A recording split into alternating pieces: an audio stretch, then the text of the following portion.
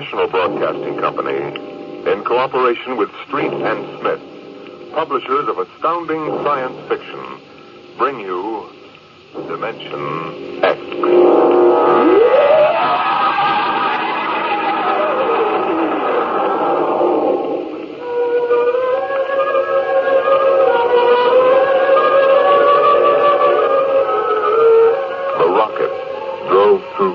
Like a silver fish in an endless tank, the stars in black velocity swirling by. Inside the case, tiny, finite specks of humanity controlled the tremendous power that impelled her so relentlessly toward the other galaxies. Who were these men? What mad, fantastic need and desire had caused them to abandon Mother Earth and venture to the ends of the universe? Captain Hollis. What is it, Stone? Magnetic storm, dead ahead, sir. And the aperture? About a 100-mile gap between elements, sir, but shifting rapidly. Switch on the radar screen. Let's have a look. Yes, sir. There are asteroids in it, Captain. I see that. Thank you, Stone. Sir? What?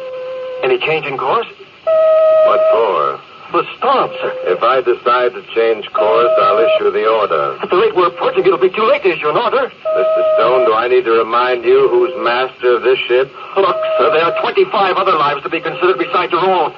Those asteroids shipped at our course. That's enough, Stone. It's not enough, Captain. Return to your post. Captain, for God's sake, don't be pig-headed about this. There's a magnetic storm dead ahead.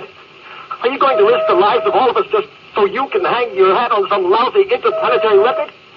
We know this means a lot to you. Sure, you can be fleet admiral if you beat those Asiatic ships to Venus.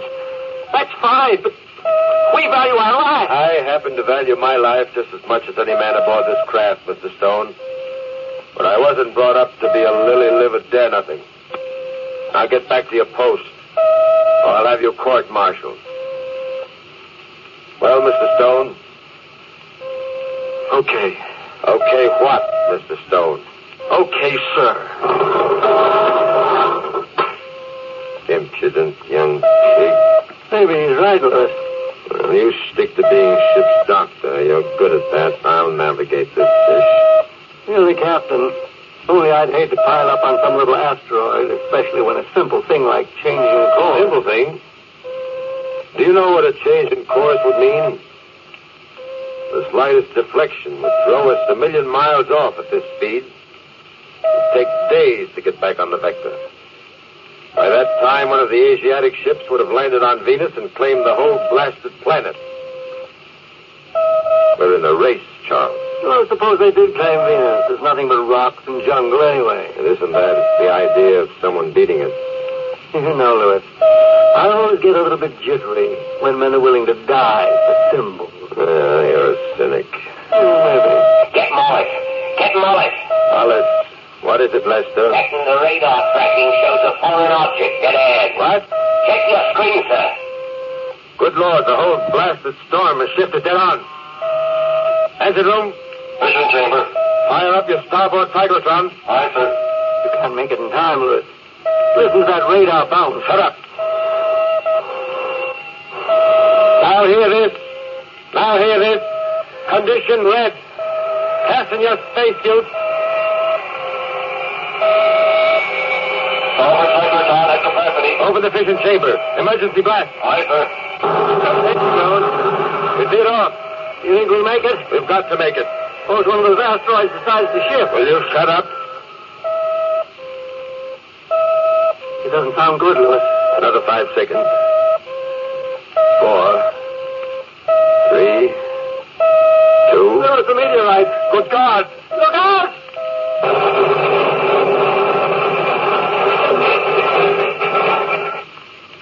Hello? Hello, anyone? Can you hear me? I can see you floating out there. Can you hear me? For God's sake, answer if you can. I don't want to just float out here alone. Stone, is that you? Who is it? Captain Hollis.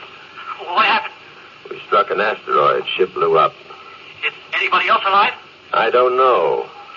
I can see some spacesuits floating in space not far from me, but I don't know if they're alive. Maybe they just don't hear us. Their radios are working, they do. Hello?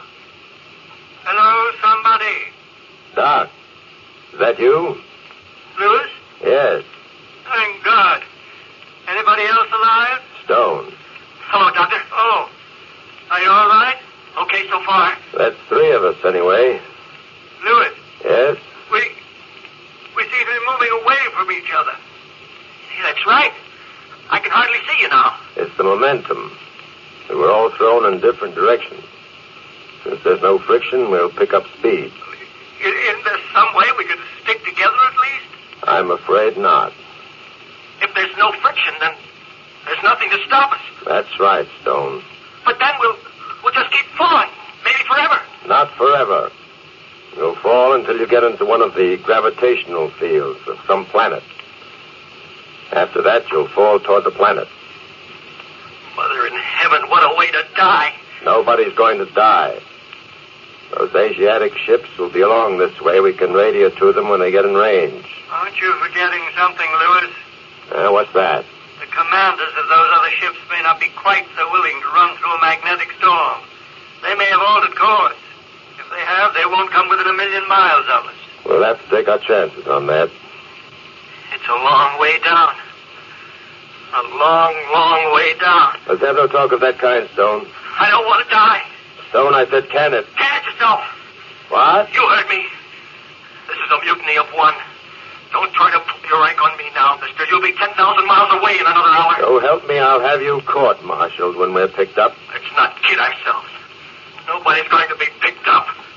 I've got a few things to get off my chest before we lose contact with each other. Don't let it drop. Let him talk. Thanks. Your ship was a bad ship, and you were a bad captain. I hope you break when you hit the moon. Thanks for the goodwill, Stone. That isn't all. I believe there are different kinds of deaths, Captain. Just as there are different kinds of lives. Yours should be pretty interesting because you've been dead for years. So, Let him. when was the last time you had an honest human feeling, Captain? I'll bet you don't even remember when. I don't think you're capable of any kind of strong feeling. Do you have a wife, Captain? I'll bet she won't miss you one bit. Children? I have a son, little boy. Maybe he'll grow up to be a hero like his daddy. A tin hero with a piece of stone where other men have hearts. Are you quite finished? I've said it. Well, so long, Doc. So long. I'm headed for the sun. Somehow I don't like the idea of falling into the sun. I'm going to take a quicker way out. No, Stone, don't be a fool. I'm going to smash the faceplate on my helmet and let the oxygen escape. Stone, don't do it. We're going to be rescued. Stone. See you all in some other universe? God have mercy.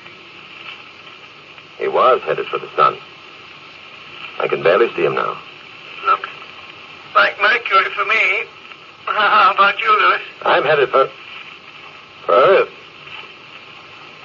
Funny, isn't it? That I should be going back to Mother Earth this way. I'm nothing but a human meteor, Charles. When I hit the Earth's atmosphere, I'll burn like a match.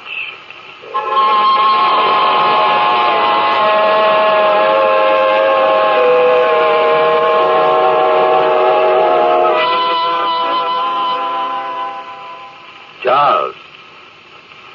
Charles, can you still hear me? I can hear you. It's getting fainter now. We must be several thousand miles apart. We should be able to talk for another 20 minutes or so at the speed we're falling away from each other. What are you thinking about, Lewis? I was thinking about Stone. What he said. Don't let it get you. You know, in a way, he was right. He was insane. The shock knocked him off balance. No. Each of us dies in a different way. Each of us has his own life to look back on. Huh? What's that? I don't know. It sounds like Lester. Hello? Hello, Lester. Can you hear us? I don't think so. It's possible that the sending unit of his radio is working, but the receiving unit is damaged. Singing good stuff to keep up his nerves.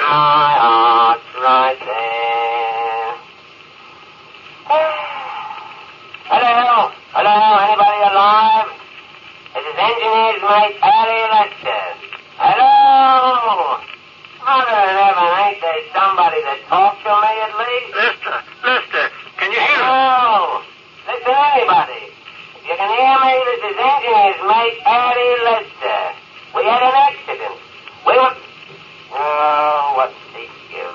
Didn't even know we can hear him. Poor devil may have forgotten to switch on his receiving unit.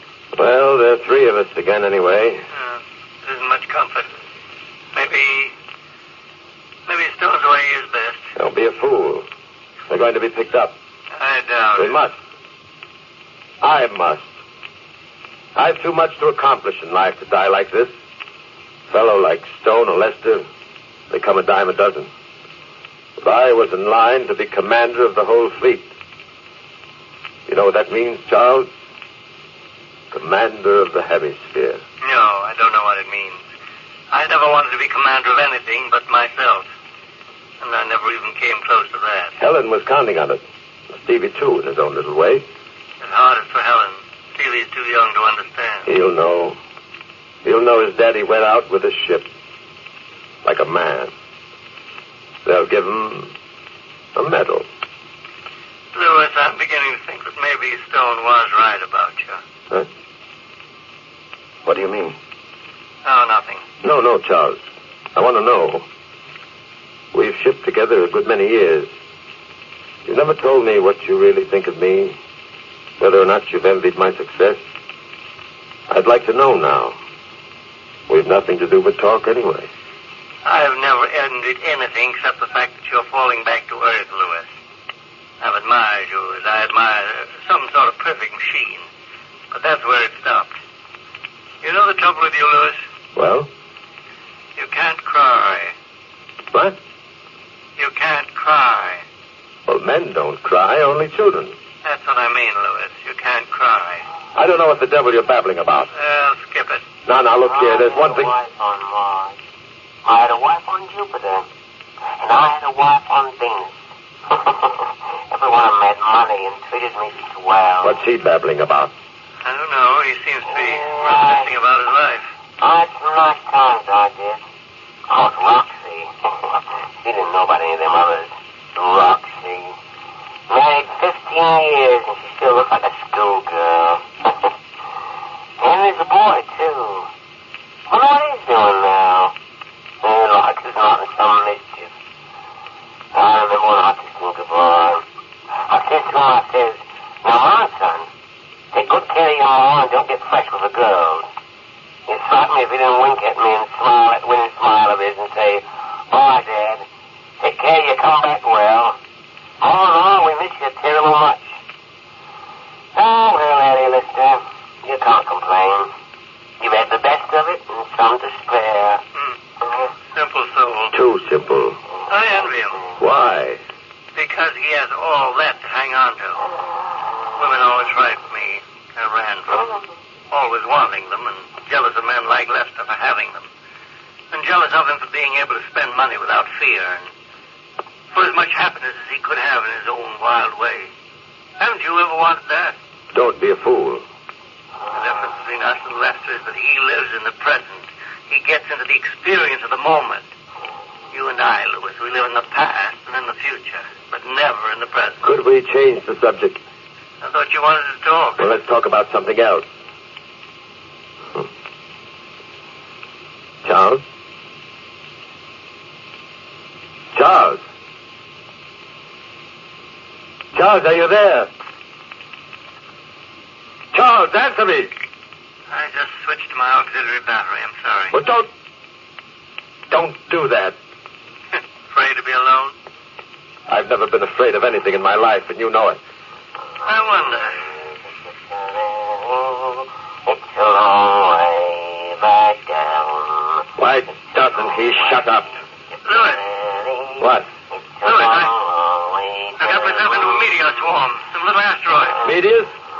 I think it's that Myrmidon cluster that goes out past Mars and then swings in towards Earth once every 5 years. I'm right in the middle of it now. It's like a big kaleidoscope. All kinds of colors and shapes and sizes.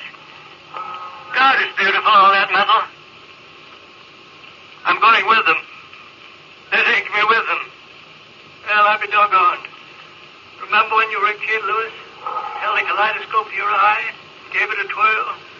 That's what I'm part of now. Keep talking. I can barely hear you now. They're taking me off, Louis. So long. Charles! Charles, don't leave me alone like this.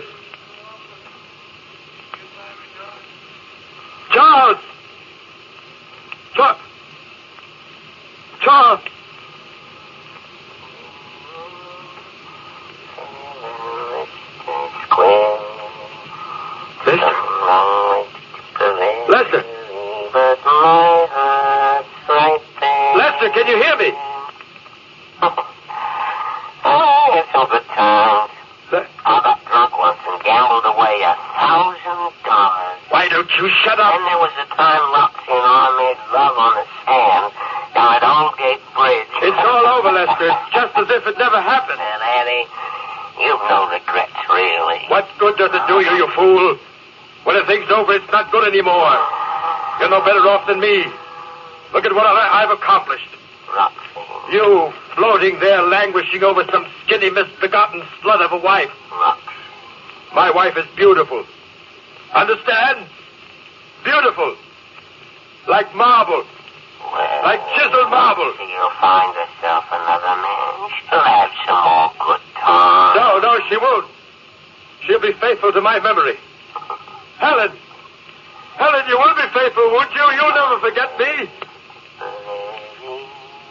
It's a long way. I won't listen. I'll switch off my radio.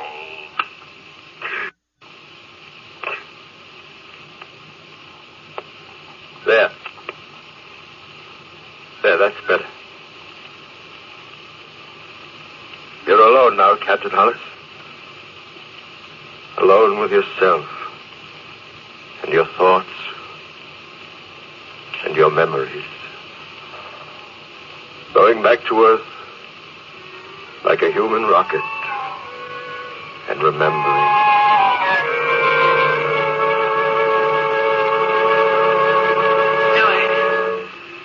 Louis, is that you? Yes, Helen, it's me. I've missed you. Have you? Didn't you know? But I thought... we quarreled. Oh, I've forgotten about that. I had some trouble, Helen. We won't talk about it. You're home now. That's the important thing. Stevie is so excited. Stevie, where is he? Right here, darling. Stevie? Steve? Daddy! Hello, son. You're going to stay with us this time, aren't you, Daddy? You're going to stay home and we'll go fishing and play ball together, just like you promised. Well, Stevie... I'm collecting seashells, Dad. I've got a whole collection of all different colors. Would you like to see them? Yes, I would, son. I'll go up and get them. I've got them in my room. Don't go away, Dad. I'll be right back. I won't go away. He's, quite a little guy, isn't he? I'm glad you're finally getting together with him. What? What do you mean, Helen? You've always seemed so, well, detached from him. Steve is a sensitive little creature. All he ever wanted from you really was just a little affection and respect, Louis. Just a little respect for the things he felt and wanted. I've been a good father. Nobody can ever say I haven't been a good father. Certainly not you, not after what happened. Don't get defensive, Louis, please. I'm trying to bring us a little closer together. I've given him everything a boy should have. Toys, boxing gloves. I've taught him to hunt and take care of himself. Yes, you've done all those things. Well, then. It's just, well, sometimes when he's come to you, he feels so alone. All he wants is for you to put your arms around him and reassure him, that's all. He's going to be a man. I don't want him to be soft. What is it, Louis? What is there about being soft that you despise? Sissy's a soft. Christ was soft. Now, don't start that business again, will you? I'm trying to make you understand, please. I understand what you're trying to do. You're like all of them. They want to make you a woman. Like them. They want to drain you of your manhood so they can control you. Manipulate you. You won't understand, will you? You won't trust me or anybody else, including yourself. Now you're talking belly-wash again. Oh, let's not build that wall between us, Louis. Not this time. I had it all planned when you came back. We'd go down to the beach. Remember the spot where we used to swim? In the moonlight, you can see the water all luminous and green. And then we could have picnic supper there, just you and Stevie and me. Stevie could sleep on the blanket. We could go for a swim. Maybe we could recapture it, Louis. It wasn't always like this. Maybe if we went back. I'm sorry, Helen. I'd like to, really. But, well, I'm shipping out tonight. Tonight? I've got a new command, new ship. having lunch with the Admiral this afternoon. But you said you'd stay. This is an important thing, Helen. This is the most important thing that ever happened to me. More important than going for a swim. You don't get a chance of being fleet commander every day. You can go for a swim anytime. Yes, but we never do. Now, look, honey, ever since I was a cadet, I've been pointing toward this job. It's big. If I'm a success, you can name your own ticket. Big house up in Connecticut, chauffeur, finest schools for Steve. I want you, Louis. Now, don't be unreasonable. Don't you be unemotional. What? I said don't be unemotional. I don't understand. No, I don't suppose you ever will. Let's not quarrel. Why do we always end up quarreling? Well, it's almost time now. Louis, let's try once more. Goodbye, Helen. Say goodbye to the boy. All right, Louis. Goodbye. Helen. Where are you, Helen? Helen? Oh, no, I must be going out of my mind. The whole thing was nothing but a dream. If only I had someone to talk to. Captain Lewis, is that you? Lester? Yeah. No, it's just another part of the same nightmare. Captain Lewis, can you hear me? Why must I be tortured like this? Captain, if you can hear me, for heaven's sake, answer. I found a tube loose in this receiver. I can hear you talking to yourself. Lester, is it really you? Yes, sir. Thank heavens, Captain. Are any of the others still alive? Stone went to the sun. Dr. Carter went off with a meteor swarm. The others are scattered all over the universe by now. I'm headed right for Earth. I'll be in the orbit soon. Well, it's good to hear your voice, sir. I was going insane all by myself here. Seems like I've been singing and talking the old bloody night. We heard you. I'm glad we can reach one another. Yeah, me too, sir. Are you really glad, Lester? I should think you'd hate and despise me. Why, sir? I could have saved us all by changing course. Well, the way I see it, Captain, you did what you believed in. That's the way each of us has to do. Thank you, Lester. Yeah, how long do you figure we got, sir? Not long, I'm afraid. At least not me. It's a terrible thing, ain't it, Captain? I mean, knowing you're going to die and not being able to do anything. At least you've got pleasant memories. Me, sir? No, I never married to a hell of beans. I should think you'd have some good thoughts to remember yourself. I never lived, Lester. Sir? It's true, I never lived. But you were wise. We were strangers. We never knew each other. A son? A son. Lester, would you believe it if I told you I've never put my arms around the boy and let him know how much I loved him? Oh, it's hard to believe, sir. It's true. It's odd to hear you talking like this, Captain. I always envied you your position. You were commander. I thought so, too, but I know better now. My whole life was nothing but a running away from my own feelings. I had everything I really wanted. All I had to do was reach out my hand. There was Helen, Stevie, pleasures. And I turned my back and looked at the stars. When they came to me filled with their love and their warmth, I ran. I fled to the stars and to the ends of the universe. It was all so wrong. How do things like that happen to us, Lester? I don't know, sir. We were going to be divorced, Helen and I. Oh? Stupid, idiotic. Or maybe you'll be picked up, Captain. There's lots of spaceships taking off from Earth. Maybe one of them will reach you before you hit the atmosphere. If I dared to hope. We aren't that lucky, Lester. Not many get a second chance. Well, keep I hoping. can see you now, Lester. Mother Earth, big and green and rich. Won't be more than a few minutes at this rate. Oh, if there was something. Captain, you still there? Yes, I can feel the friction starting now. I'll burn in a minute. I'll be scattered like ashes all across the land. Funny, that's a useful act, isn't it, to help other things grow? Oh, now don't talk like that, Captain. I'm sorry, Lester. You're a good man. I hope they rescue you. Well, I believe you're a good man, Captain. Maybe, Lester. Maybe I am, after all. Oh, you just got a bit twisted somewhere, that's all. It wasn't your fault. No, it wasn't my blame. Funny. Sir? I feel a sense of calm now. Almost relief.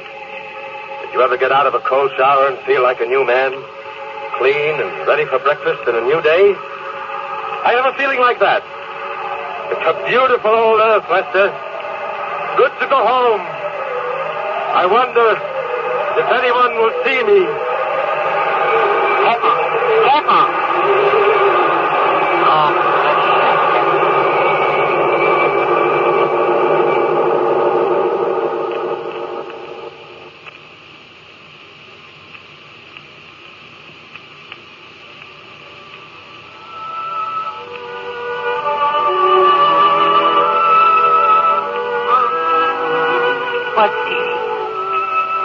Down to the beach tonight? I don't know. I just wanted to see the ocean and the stars. Are you cold? No. Mom? Yes, darling. When's Dad coming back? I don't know, Steve. I don't know. Mom? What's the matter between you and Dad? Matter? Oh, nothing you'd understand. Don't you love each other? I suppose in a way we do. It used to be quite different. Long ago, when you were a tiny, tiny baby, your father and I used to come down here and swim at night. I was the first girl he ever loved. And then somehow, something happened. He got frightened or something, and we sort of lost each other. Oh. Come here, Steve. What's wrong, Mom? I just feel a little chill. Perhaps we'd better be getting back. It's almost your bedtime. Okay, Mom. Mom! Look up there! A falling star! Yes, I see it. It fell right this way. Did you see it, Mom? A falling star! Make a wish, son. Make a wish.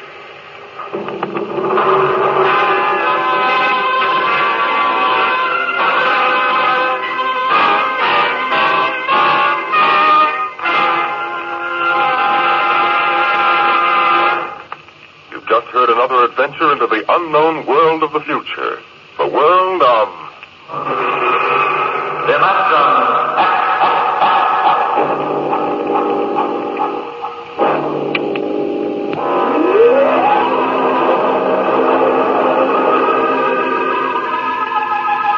Dimension X is presented transcribed each week by the National Broadcasting Company in cooperation with Street & Smith, publishers of the magazine Astounding Science Fiction. Today, Dimension X has presented Kaleidoscope, written for radio by George Lefferts from the story by Ray Bradbury. Featured in the cast were Joe DeSantos as the captain, Leon Janney as Lester, and Joan Alexander as Helen. Your host was Norman Rose.